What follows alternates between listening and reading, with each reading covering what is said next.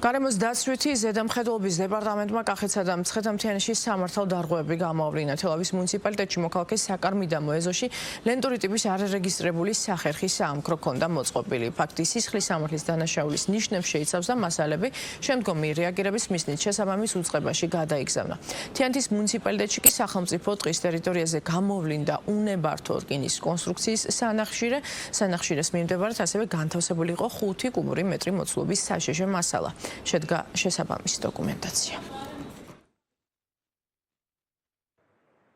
გარემოს დაცვითი ზედამხედველობის დეპარტამენტის თანამშრომლებმა უკანონო სახერხი საამქრო და უნებართვა სანახშირე გამოავლინეს.